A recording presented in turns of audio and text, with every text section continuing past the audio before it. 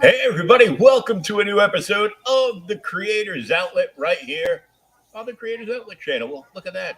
We'd like to welcome into the studio today our guest, Paul Gomez. Welcome, Hi, sir. thank you for having me. Why don't you tell us a little bit about yourself? Well, my name is Paul Gomez. I'm a brand new writer and creator of comics. I just started about 8, 9 months ago with my first comic, which was PTSD. Ever since, I put out about two other comics, and this is actually going to be my fourth comic on Kickstarter at the moment, and just kind of jumping headlong into the industry. Wow. So, where did your love of comics come from? Oh man, I've always loved comics since I was little. I think the first major comic that really hit me was an X-Men annual, and I think I was about 12 or 13.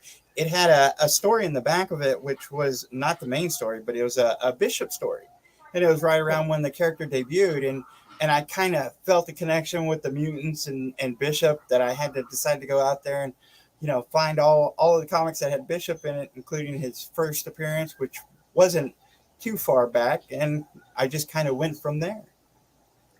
And his first appearance was a lot cheaper back Yeah, it was definitely a lot cheaper. then. So, if you don't have it yet, you might want to run out and get it because Disney's probably going to soak the MCU with every mutant that's ever been mentioned in a book.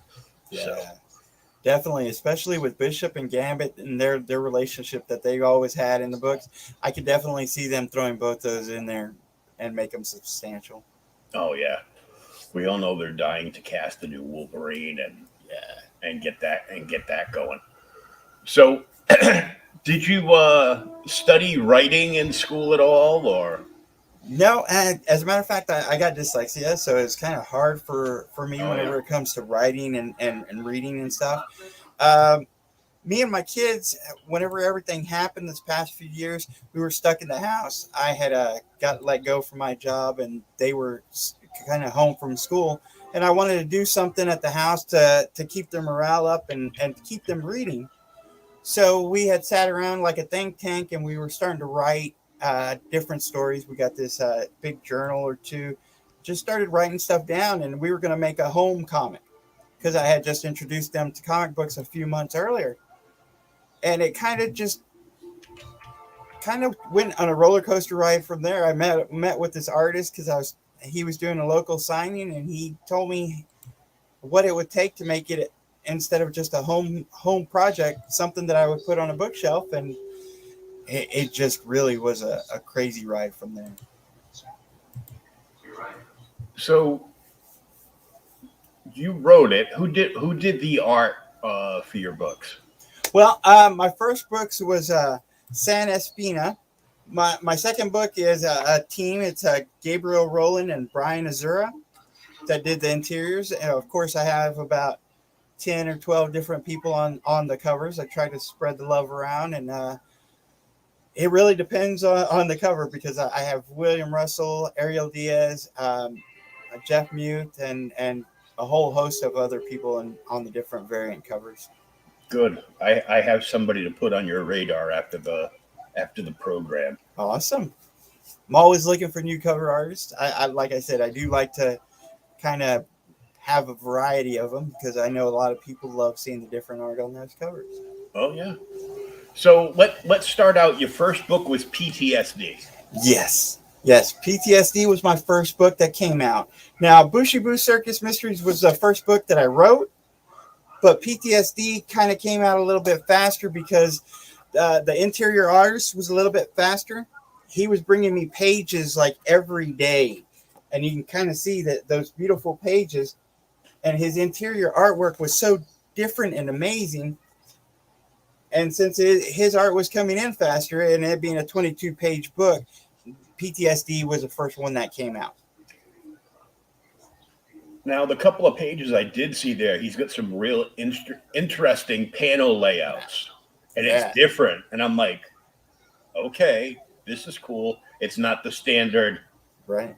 you And know. that was one of the things I went with. So whenever I started making comics, I got somebody to help me who was a Eisner Award winner, and he kind of was teaching me, and I was looking at the art, and I was looking for somebody who was dark and gritty whenever it came to PTSD, because it is a little bit harder of a story, and you could kind of see his inks and dark colors, but also changing those colors kind of make the mood change was really the reason that we hired him. But his unique paneling was just so amazing, so amazing.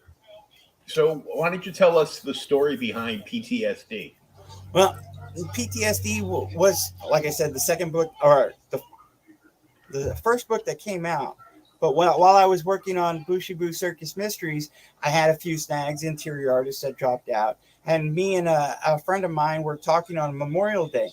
I was writing my second script, which was called Flame, and I never got to produce that so far. But it was really talking about mental illness and awareness. And I felt like it really wasn't hitting that impact that I wanted it to. So on that Memorial Day, me and my friend, we decided to take the day and not talk about comics, but people who would impact our life that were in the military. And the next day, this story just came to me. And I was like, if I'm talking about mental illness and awareness, why not talk about the one that's known the most, which is PTSD? And I wrote it down, and I handed it to my editor, that and with the Flame one, and he loved both of them, but he felt that this one was so impactful that other people would gravitate it to a lot more. Shadowpunk says those pages did look really cool. Thank you. But yeah, I mean, that's really where that came from. I really wanted to bring a story out that talked about mental illness and awareness. And I do tell people whenever they buy PTSD, it is a little bit harder of a subject, but it's one that I wanted to bring out there and kind of bring to the forefront. Especially if you're dealing with something like this, I wanted to send that message. You're not alone. If you need, just reach out a hand and talk to people before it does get too bad. Yeah, I've got PTSD, so that made me interested in the book. And I'm like, And I tell people, I put a number in the back, and it's funny because I split that page and I put two numbers back there, and one of them's like a crisis line number, and the other one was supposed to actually be my number, but they stopped me from doing that, and I was told, hey, you might not want to do that. But it was like, I was dealing with a lot, my kids were dealing with a lot, and it was like, one of the ways you deal with stuff is talk about it. Mm-hmm. I mean, that really is one of those things that you can't just hold inside. Yeah, you're going to get it off your chest to somebody. So, I mean, that was a passion project of mine, and I definitely love that title, Dear. It was a one-shot, and whenever I was thinking about writing stuff, Booshie Boo Circus Mysteries is supposed to be my fan builder, if you will, and it's 12 issues long. PTSD was my attempt to write a 22-page story and to see if I could complete one story in one 22-page book. Cool. And so you have three books that you've produced all together, and this is the fourth one is the second issue of Booshie Boo. Yes, which is just kind of like a cool, catchy title. Yeah, thank you. Yeah, as a matter of fact, my youngest kid kind of came up with that title. He used to go roaming around and going Booshie Booshie Boom and kind of run into his brothers and sisters and me as well. And we kind of combined Booshie Booshie Boo with Scooby-Doo's Mysteries and kind of came up with Booshie Boo Circus Mysteries. Oh, cool. And of course, this is that first issue. I went with a different art style and different colors. Of course, I wanted this story to be a little bit more, like I said, a fan flagship kind of story. So I really wanted some colors that popped and made you get you pulled into that story and make you feel what those characters are as well. Now, where did the idea spring from? I want to write something like Scooby-Doo, but completely twisted and different. That's kind of just what it was. So me and my kids were in there talking about these ideas, and they threw about 10 of them around. One of them was like this mutated rabbit who was protecting New York. But the one idea that we felt connected to us and would connect to the fans was an ensemble cast. They wanted to do something like Harry Potter. And I was like, you can't do Harry Potter because it's done. I was like, what if we change the background to a circus and then have that ensemble cast like you do in Harry Potter or Buffy or Scooby-Doo, and just change it around. Have unique stories that are a little bit more mature, because I do tell people this is like Scooby-Doo meets Criminal Minds, where there's murderers and serial killers and criminals of that such. Cool. Now you got a campaign for number 2, which is it's not in the description link, but all the titles are in there. Yeah. But it's in here, and when I post this show later on tonight up to podcast, the link for the new campaign will be on the podcast page. So any place you'd like to get your podcast, you can listen to it or download it from there. Listen to us talk.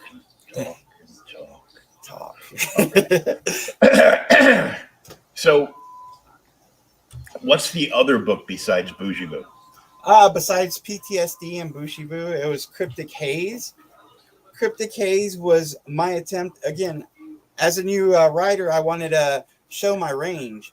So I wanted to put out different stories. And this was my attempt to do a thriller, a psychological thriller, if you will. Mm-hmm. And whenever I started writing it, I kind of wanted to do a homage, if you will, to Batman's The Killing Joke.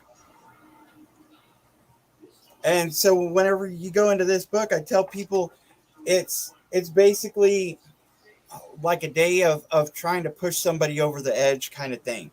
But with that being said, I definitely wanted to put my twists and turns on it as well.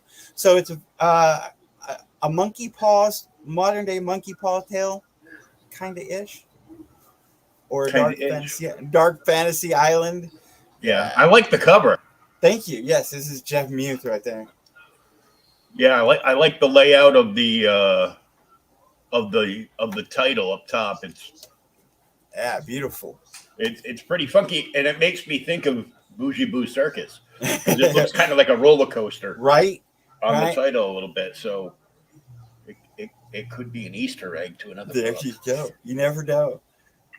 But yeah, I mean, doing these titles is really exciting, especially what you get to put in there. I do try to put a little bit of something if you can spot them here and there kind of things.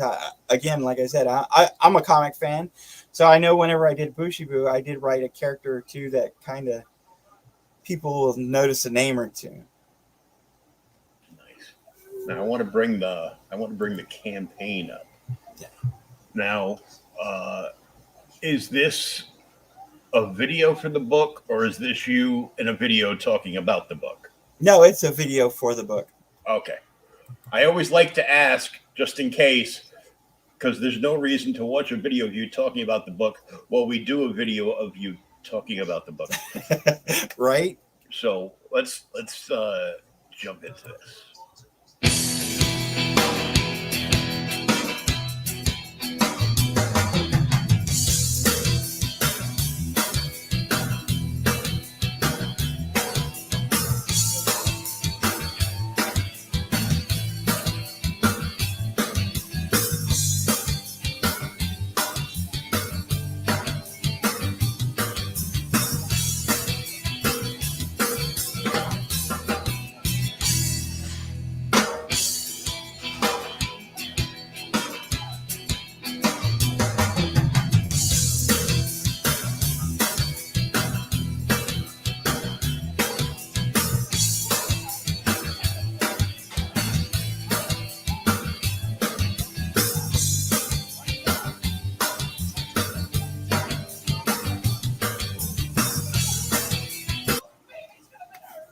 Wow, you look great in a circus hat.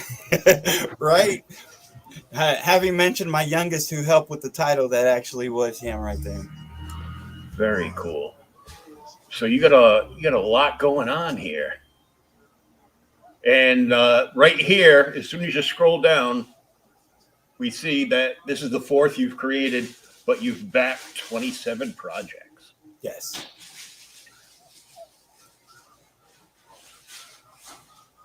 I mean, just seeing the artwork on those pages in the trailer, I'm like, I looked at it. It's like solid. I started to think solid line work, and then you did the swipes with the color, and I'm like, oh, it's full color. Yeah. It's there's a lot of books that are black and white that I've backed, and a lot, a good handful that are color, um, or the black and red, Right. which has been a favorite of mine since a certain person did some Grendel stuff. But yeah, we wanted to do color for a Booshie Boo Circus to kind of make those colors pop and jump off the page and grab that attention. So 63 pages of mystery. Yeah, the first issue is 33 pages, and the second issue is 32 pages. So combined, it's 65 pages. Okay. Of mystery. Okay, I get you. So all together, Right. because we're gonna take a look at the tiers. I mean, this artwork is really good, dude. It seems that there's really bad artwork in indies, and I know that from the 80s and 90s. Right. And then there was like decent artwork, and now we're getting a lot of amazing artwork on the indie scene. Some maybe not so much, but a lot of it is amazing. A lot of it also stems from a lot of big guns in the comic industry uh, kicking dirt in the face of Marvel Right. and DC Yeah, definitely. and Especially with things and, getting tightened down. Yeah. and Image. Yeah. It's like because they're just producing junk and pushing a narrative, and I'm like, go away. So these are your 6 variant covers for issue number 2. Yeah, and I was going for a little bit more of a younger artists on these covers. Well, Mm-hmm. with my first issue, I was trying to get more established because I definitely didn't have a name. And after my 3 previous books, on this one, I wanted to kind of give other people a chance, just like people have been giving me a chance these past few months. And with Lauren Gibson on that first cover, she did an amazing job. She has beautiful dark arts that she sells, and she's only done a few covers herself. Gabriel Magnum, he's on that second cover in the top middle, and he's a young artist that's just making strides right now, doing beautiful work. And Laura Miller right there on the top right, her unique pixel art kind of cover, that kind of cutesy cover, that's her first one right there. And I wanted to make sure to kind of highlight some newer people. The bottom 3 are a little bit more established with Mike Henson, who does his own title called Disputed Territories. He does that bottom left one. The middle one is from the interior artists themselves, Brian and Gabriel. And then that last one is from Gonzalez, who is an artist that was kind of recommended to me for that style of art that I was looking for that.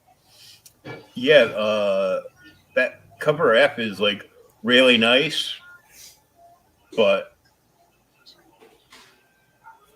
I'm just not into the 6-pack. I'm more of a keg guy. Now, having said that, I was actually going for a unique look, kind of a throwback to Bo Knows. If you knew who Bo Jackson was back then, he had this famous pose where he was with the bat and the football pads, mm-hmm. And that's kind of what I was going for. Now, I've been hearing that this cover is kind of like a Magic Mike cover, if you will. Yeah, that's what I was thinking. I'm like, yeah, I'll never get the book back from my girlfriend. But I thought it was a unique cover that you just don't see that often, and I loved it as well. I mean, I'll tell you just from looking at like these small, because they're smaller on everybody's screen that's watching it on YouTube now, but it's even small to my screen, and I got a 40-inch screen. The cover that drew me in right away is actually done by your interior artist. Yes, and they knocked it out of the park. Whenever I asked them to do a cover, they definitely were on point. Yeah, the color palette on it is just perfect with the wisps of smoke and everything. I really like that one.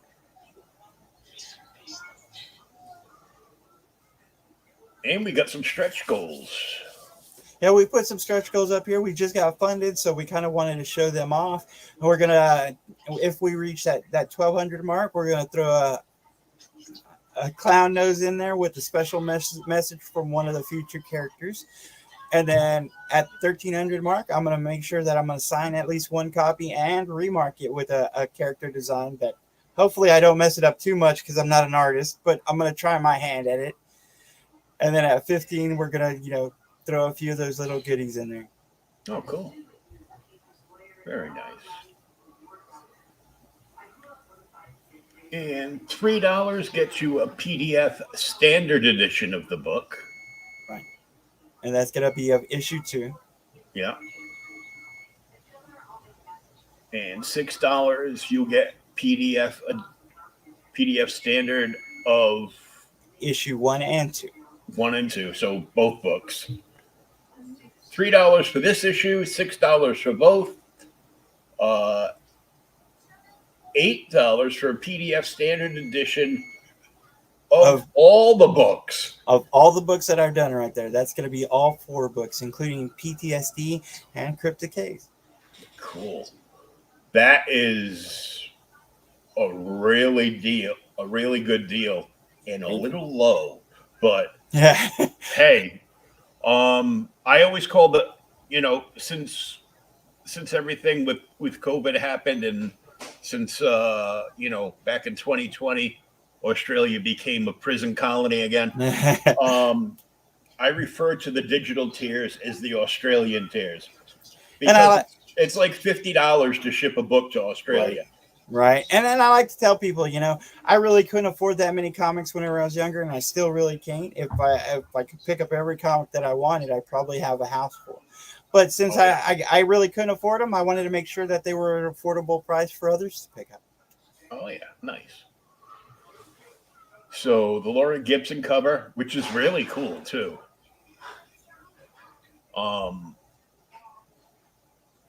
Is $8. Yes, definitely. My cover A's on all my books, I try to keep a little bit of affordable. Laura Gibson is a great artist. She's not only an artist, but a singer. And she's so young and talented that I definitely wanted to spotlight her cover. And it includes the digital PDF of the book, your name in the thank you section, plus any and all unlocked stretch goals. So, I mean, it's a good price because I think we both know the average price for a Kickstarter or indie comic is around $25. Right. Which on ones that are like close to 100 pages, I don't mind because I equate it to basically buying a graphic novel off the shelf. Right. It's going to cost you the same amount. The Gabriel Magnum cover is $10. And then most of my variants are about $10. I try to keep it, again, a little bit affordable, but a little bit on the price range that helps us out to get to that next comic as well. And the Lisa Miller cover, we'll call this her Cupid Doll series. Right? It's almost chibi, but not quite. I think the girl's a little too tall to be a chibi. She's above the 10. So right. And I tell people, I had 6 kids. I try to. Wow. You need a hobby. Right. I wanted to make 6 covers, one for each of my kids, dedicated to them, and that cutesy cover was definitely for my youngest. And the Michael Hansen cover. And Michael Henson, he's a creator and artist on Disputed Territory, his own line, and he definitely helped me out in my career, and I was honored to have him on one of my covers. Cool. So you've gotten all these books launched and fulfilled this year, and this one's midway? Now, my first two books are 100% fulfilled, with the exception of anyone who hasn't filled out a survey, which is about 4 people. My third book is about 85% fulfilled, and that's only because I'm waiting for the logistics from some of the books that were signed Oh, okay. tiers, and that's the only reason it's kind of holding those up. Also, I had a few international people order, which I kind of didn't expect, and I'm getting those out there slower than expected. But both my first ones are 100%. That one's about 85 to 87% fulfilled, and we're continuously working on it. And then this one's coming out, hopefully going to be fulfilled by September, October. Oh, nice. Oh, here's the cover I liked. I like the Yeah. first cover too.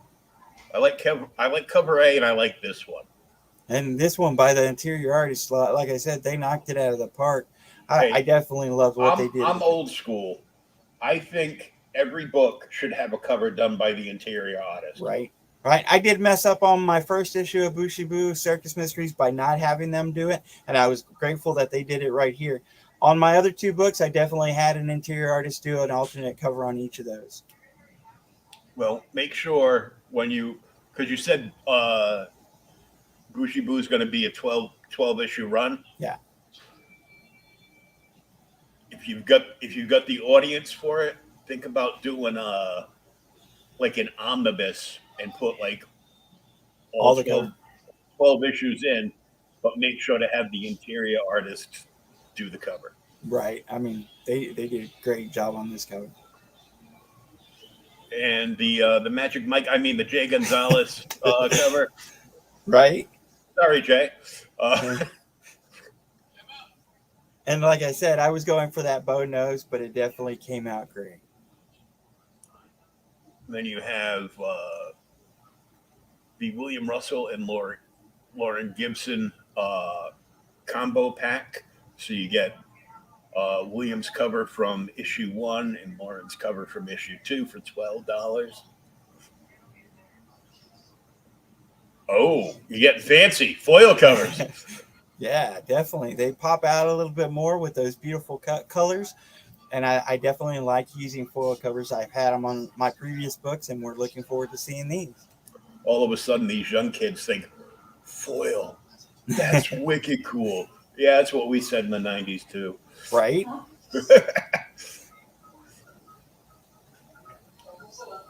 Gabriel Magnum foil. I like the gorilla. Yeah. Yeah. And this is. Now, this right here is my Kickstarter exclusive. It's going to be issue 1 and 2 combined in a book, but it's also going to give you another story that I wrote for an anthology that didn't get picked up. It was my first attempt at writing a romantic story. It's called Cherry Blossom, and it's a 6-page story. So that's going to be added into the 65 pages of Booshie Boo. It'll be 7 pages of Cherry Blossom, but we're also going to throw in some concept pages from Booshie Boo and a special letter and a few extras from me. And this is the cover. Yes, this is going to be an 80-page book. This is going to be the cover. It's going to actually have 2 pages inside that are going to feature all 12 covers of the first 2 issues. Okay. Because this would be a good cover to have somebody do a sketch on. A sketch, definitely. A remark, a sketch, something unique like that. And that's kind of what we were going for. See, as much as I like that other cover, uh, this one says a lot because you're getting, for people that haven't gotten it before, they can still buy the other 2, or they could get bonus material and end up getting 80 pages altogether with a black blank cover, Right. basically, so they can just get something done on that. $35 for a combo pack for foil covers A and B.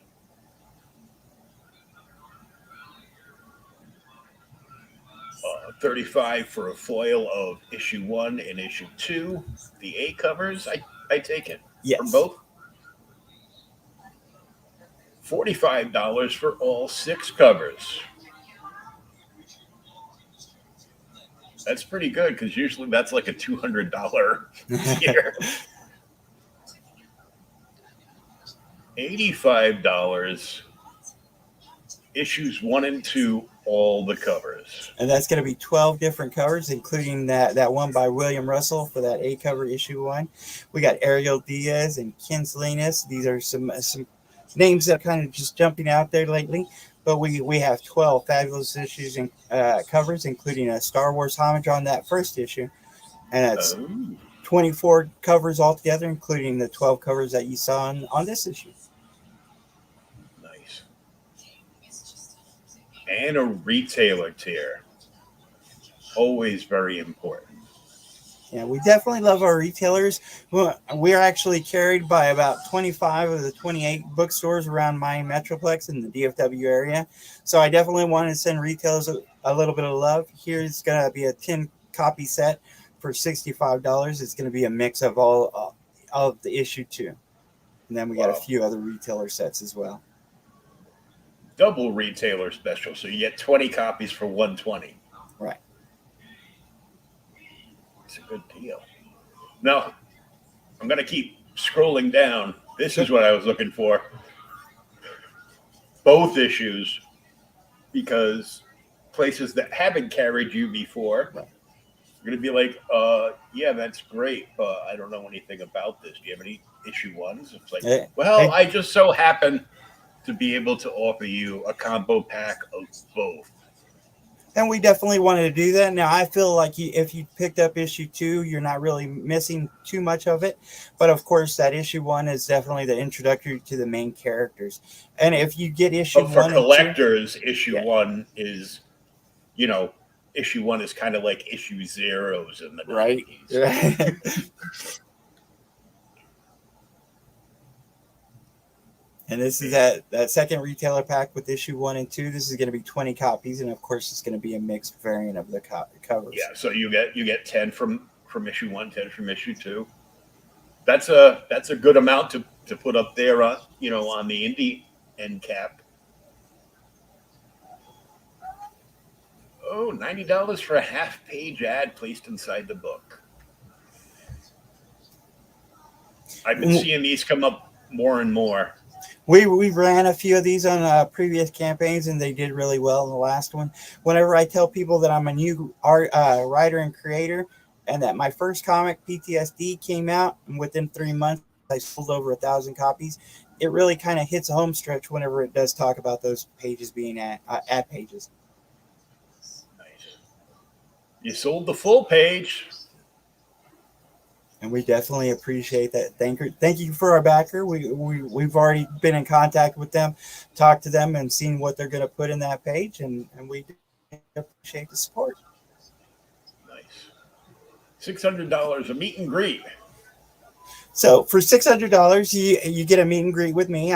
I'll come to your hometown, and we'll meet either at the local comic book store or a restaurant around town. I'll bring every comic that I have, including every cover, and I'll sign them all in front of you. You'll obviously get the PDFs of each of those comics. And so if you want to talk about those comics, about how they were written, why they were written, we'll sit down and talk about that. But also if you're a creator and you're looking to get into the industry, if you want to talk about some of the pitfalls that I had and how I overcome them, I'll definitely give you any of the knowledge that I have, and probably give you a tip or two who to call to kind of start your route going. That's pretty cool. It's like, I thought to myself, I go, I just saved myself $600. I'm like, but I didn't get any books. Right. You also get to name one of my future characters in a book, and that's always awesome to do. Oh, cool. And here we go with the creative team. Yourself, of course. And then Brian Azura and Gabe Rowland. Brian Azura on the pencils and inks, and Gabe Rowland on the colors. Beautiful, beautiful artwork. McLean McGuire, he is not only my letterer and designer, he's like my right-hand man who does just about everything for me whenever I mess it all up. He's amazing. Then you got Chuck Benet, who's my editor. Chuck was on one of my very first shows, and we just kind of like nerded out, showing each other a bunch of cool stuff around our desks.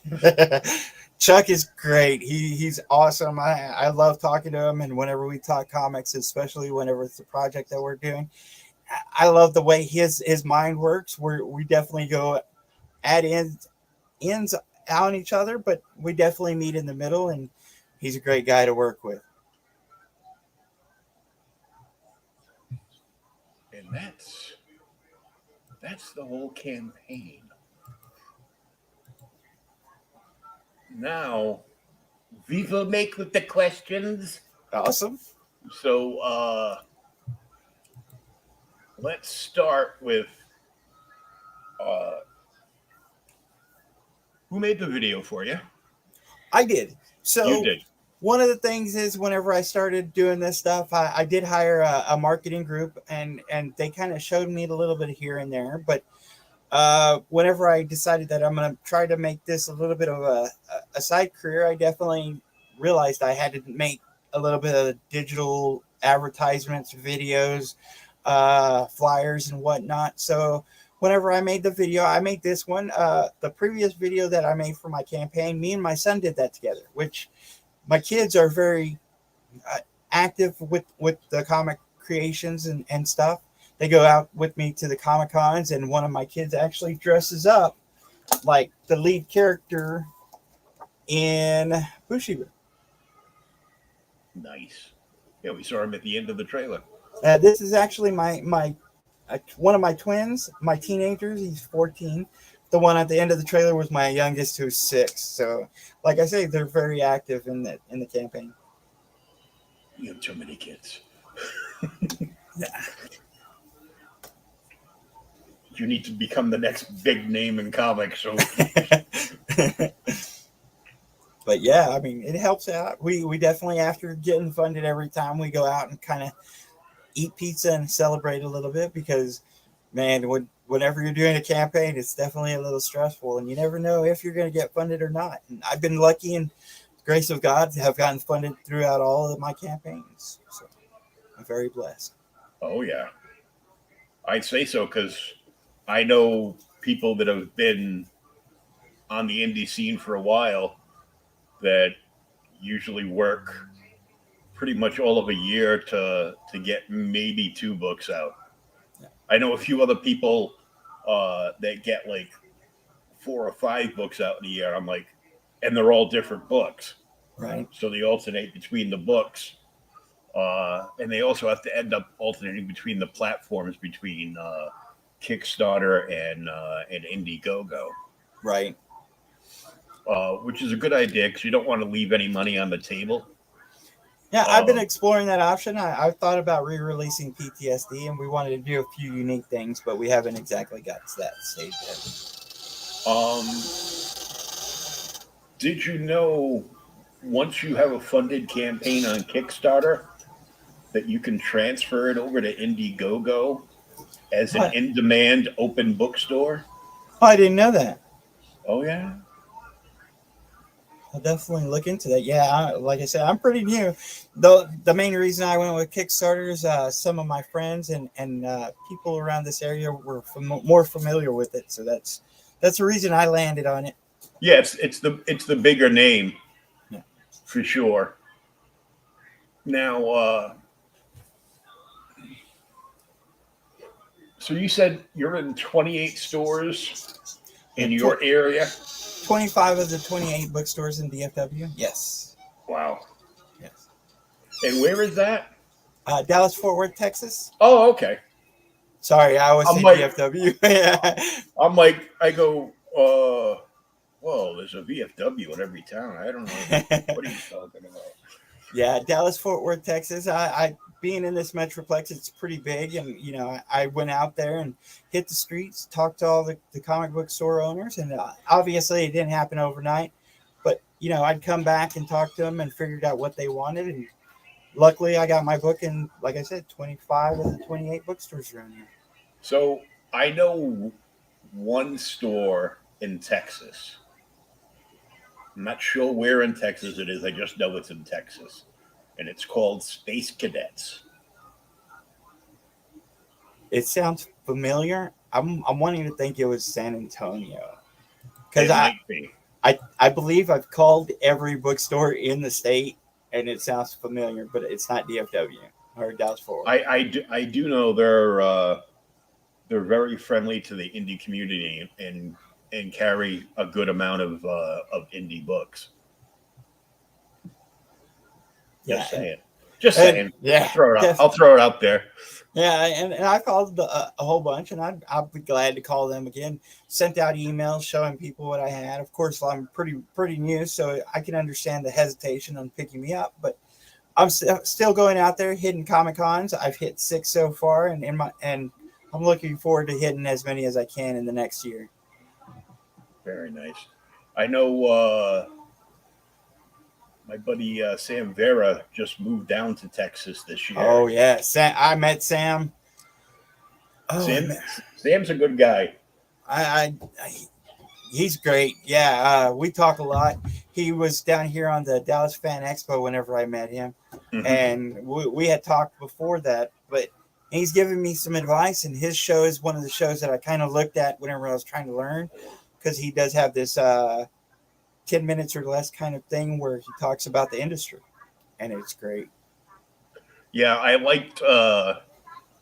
He tagged me in one of in a couple of their shows because they both him and George have both been on, and Wonder Duck and Duty. Yes, I did make lots of duty jokes, but they tagged me in one in particular that kind of hit home. Of a lot of times we'll have both of us will have creators on, and before the show they'll subscribe to the channel, and then a little ways, about a week or so afterwards, they'll drop the subscription, and I'm like, well, we supported you. I mean, you don't have to click like the bell and say all. You can just, be a subscriber on the channel. You can be a subscriber on the channel. I definitely agree, and I think I've seen that show of his. One of the things I try to do is I try to make sure that I'm promoting the people who promote me, because without you guys, how's my project getting seen? I on my Facebook or on my Twitters, I usually put out a post thanking people, and I just put out a post whenever this got funded, and I included every person's show that I've been on, including Catch the Craze, because they did have me on earlier this month, and I always try to put an extra page with every campaign of the people and the show's link, so that people can go back to the show even whenever it's not on. So like today, I'll put like a link onto this show, but about a week or two right before the end of the campaign or somewhere in the middle, I'll try to put that link up again so people could go back and look and see at this if they want to look and hear more about the campaign and also the shows that I've been on. That makes me very appreciative just of you now. Oh, well, like I said, thank you for having me. I mean, if y'all didn't host me, I don't think I would have got funded with all the promoters that I had. I definitely had some that really pushed for me to get promoted and helped me out a great deal. Now, you're looking at having this fulfilled by October, the latest. Yeah. The current campaign. Well, I think I'm going to take a break and kind of view the cons, the convention scenes. With only having a goal of this amount, it really was just to cover the printing costs. So basically, most of the money of the production came out of my pocket. I did have another project that I wanted to hit in October, and I think I'm going to push it back because I don't have the funds for all of that. So I think I'm going to hit conventions for the next 6 months and then see where I'm at. But that next project, I do have my team together, and we're actually going to get started probably in September or October once this gets fulfilled. And that project's going to be called Prelude to Aurora. I've had this script written out, and it's been on the back burner for a while, especially because I wanted to do the second issue of Booshie Boo Circus Mysteries. And so this Prelude, I've shown to a few of my friends in the industry, and I've actually had offers to buy it from me. And I was kind of surprised about that because, like I said, I'm brand new writing. So I do want to get that project out, but it really depends on the funding. Yeah, well, hopefully you get to hit a couple of those stretch goals before the end. Yes. I mean, your goal was just to, like you just said, just to get enough to cover the printing costs, Yes. uh, and your goal was $1,000, and you're at 1,020 right now. 11 days to go, and 27 and counting backers. Yes. So I mean, you're doing pretty good. You're hitting that 1K on on somebody like you said that's fairly new to the industry, and you gotta look at it like every book you want to try to build your audience by like another 10% and then Right. another 10%, and keep that forward momentum going. I know Texas is a big place. I have a cousin that lives down there and has a construction company. Don't know what he does. I've seen him like 3 times in like the last 20 years. Um, he used to be like a little tyke, like your youngest was the last time I saw him like in person Right.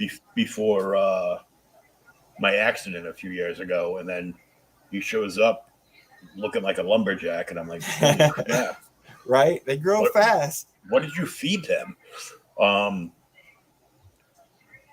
but I know there's lots of conventions down there. Yes. Um,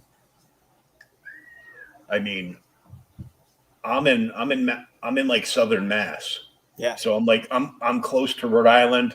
Not that that's a bragging point.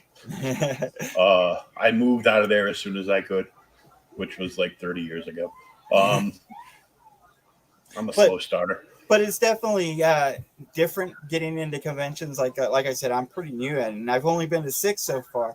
So having to get that the feel the legs under me of how they work and how you have to put deposits down ahead of time and kind of promote yourself before you get there.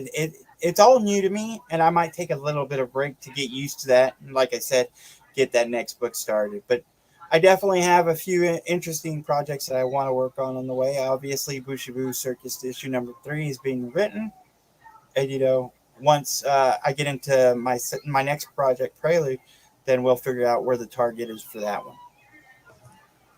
Now, the my only criticism on your video Mhm. was it not having a voiceover. Right. Mhm. Um, Even if you only have like a couple of things to say, and it's just like reading the script, the JavaScript that you put up Right. on the video, because a lot of people will put these on while they're working and just listen to a show, and when the trailer comes up, they hear music and that's it. Right. Um, you know, just like some kind of brief description in there. Record a couple of lines. That you think will grab somebody's attention and pull them in. And plus, when this gets uploaded, if somebody listens to it, on like Spotify or Apple, they're not going to know anything that's going on because it was just Right. music in the trailer. I can. Outside of that, it was pretty good. Thank you. Yeah, I mean, I definitely can understand that. I agree with. I should have put something in, and I wanted to come back and rework it, but of course, there's whenever you're in the middle of a campaign, it gets a little more hectic than you think sometimes. Of course, dealing with family and other jobs and all that other good stuff. But I definitely understand what you're saying. Yeah. Yeah, real jobs. Yeah. Because I got a real job. I got a family loaded with children over here. Right. You could almost open up your own Bougie Boo Circus. Right. Yeah. Train each one of them for a different act. Yeah. Get a flea circus going on the side, charge people not to get fleas. But yeah, I mean, it's been an interesting roller coaster ride, and like I said, with the family being involved in it, helping out, being a part of it, especially being new to the convention scenes, it's been very great. So, the 3 books that you do have done, like if you Yes. were going to a convention this weekend, which I am. Oh, you are. Oh, Yes. well, by all means, plug that convention. It's going to be in Lubbock City, Texas. It's called Hub City Comic Con. We're going to be there for the 3 days. I believe that's what, 19th, 20th, and 21st. We're going to be there all day long and having fun. Awesome. So you're gonna be bringing all sorts of stuff from the completed campaigns. Yes. Um, so what's the percentage that you would say that you like overprint for a campaign? So you Oh, have physical medium with you to go to conventions or comic shops with. oh wow. That's I guess that varies because I have to say whenever I did my first one, which was PTSD, I was kind of head in the sky kind of guy. And my first print run I think was like 600, and we quickly sold out, and I did 400 after that. And originally I thought I was going to stop selling PTSD because I really didn't want to make it was such a topic and a passion project that I didn't really want to take advantage or misuse the title, I guess you could say. But Mm-hmm. I had a family member come up to me and say, they were a vet, and they like you need to keep this title going because it is so impactful that they bought me about 1,000 print run after that. Wow. So having said that, I still have most of that second 1,000 print run of PTSD, and whenever I did Booshie Boo, I think I did 1,000, and I still have a half of that. With Cryptic Haze, I did a smaller run. I think I did about 600, and I probably have half of that. So I mean, it really depends. I mean, like I said, I'm pretty new, so I didn't know what I was doing. Yeah, I know. A bunch of other people that I've talked to say they usually overprint by like about 20% Yeah, and is is a good number that a lot of people I've talked to go by. That way, if you get orders after the fact, like yeah, people that have websites or like transfer their Kickstarters over to Indiegogo so they have an open source store. yeah, yeah. Um, I mean, I really didn't know a number, and whenever I went to these conventions, obviously it's kind of up and down. I did really great in most of the conventions, and one convention I really kind of hit the jackpot, I guess you could say, because I didn't know what I was going in for, and then kind of came out with enough to fund half of one of my books. So I was pretty wow. thankful. Yeah, I mean, whenever I said that I sold 1,000 of that first one, it was really because of one or two of those conventions, and I was shocked and amazed. Things started slowing down, and kind of realizing that, and kind of trying to make adjustments to that right now. Um, One of the things that usually does pretty good, and it depends on your artist too. Right. Um, on Indiegogo is original art. Yes. Yes. As a matter of fact, I got some original art from PTSD and Cryptic Haze. Unfortunately, I haven't been able to acquire some original art from either of the Booshie Boo Circus Mysteries. But yeah, the original art, I mean, looks great, and I sold a piece or two. I've also done a canvas of one of my covers that's really done a little bit, decent. And then a few prints. I from one of my cover artists. He donated so I could have on my table as well. Oh, cool. I just know Indiegogo. Almost one of the first things that they look for the featured tier, because usually you'll do like a featured tier would be like one of your big packages to Yeah, to encompass, so they can get pretty much everything. Like anything that you could get in a drop down menu would be you know bundled included. together, Yeah, and then they look at the other tiers, and then they're scrolling down looking for original artwork. yeah, Is there any original artwork? Are there sketch covers available? yeah. But I know a lot of modern artists are my daughter especially 14-year-olds. Uh, it's going to be digital, or she just won't do it. Right. Right. I mean, but those original arts, they are beautiful, especially to hold in your hand and kind of see the line works and whatnot. I definitely understand that. So it's important to people, especially if they fall in love with the book and the concept, to be able to, like, turn around and look up on their wall and have a piece of art from a book that they fell in love with. Right. Right. And it's usually probably going to net you enough to put that next book right into production. Right. Yeah. Definitely that original artwork sells pretty good. I've got a few pieces laying around here myself. But yeah, I mean, we've been doing. I've been doing pretty good. It's like I said, most of my profits and sales were off my first one, but I've had a lot of stories that came back that people loved the story and were impacted by it. And the uniqueness of the different stories from PTSD to Booshie Boo Circus Mysteries, and then the change to Cryptic Haze.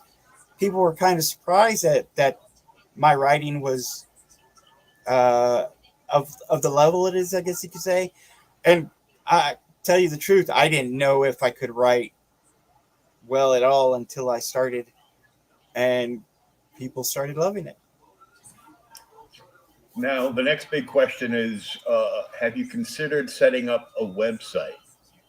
I'm actually with Charter Comics at the moment. They're a local production company that's helped me out, and they're on the back of my books, and they have me featured on one of their sites as well.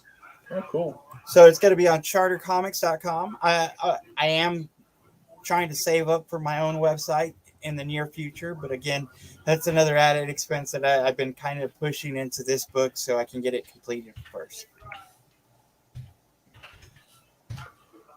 Get that in the in the chat. Yeah. So yeah, looks like you get a lot of big things coming. Thank you. Pretty soon you'll have an army of helpers to help you with the convention. Right. Right. And that's great. Have you? I have another podcast friend down in Texas as well. I'm not sure if you know him or not. Chris from Lost in Comics. No, I don't think I've heard of that one. I'll as soon as we wrap up here, I'll start giving you contact info for a few people. I appreciate it, definitely. Me being new, this is probably the first project that I really kind of made the rounds, if you will. My previous projects, I really didn't even know that, to go on to podcasts or anything like that. This really was the first project that I actually did this. And I'm glad you did, because you got some great stuff here. Thank you. I don't know how it reads yet, but I mean, it looks good. I mean, you sell 1,000 copies of the first book you ever did. I'd call that not too shabby. Thank you. I appreciate it. Like I said, I'm trying to get out there, trying to get known, trying to get seen. And main thing I want is to get these books in people's hands so they can read it and let them know for themselves if it's worthy or not. Oh, yeah. For sure. Check it out. If you don't have money in your pocket right now, share out this show and share out the links for the Kickstarter right now. Tell a friend, tell a friend, tell a friend. And if you're interested in some of the back issues, hit up chartercomics.com and look for PTSD and all the other books listed in the bio, either up above or down below, depending on where you're watching us tonight. And I want to thank Paul for coming on and hanging out and get to know him a little bit better. Thank you. And we're sure we'll see you in the future for sure, because you seem to be in beast mode for comic production. I'm telling you. Thank you. And we'll catch everybody next week with another episode. Don't forget, you can download this, share it out. anywhere you can get a podcast.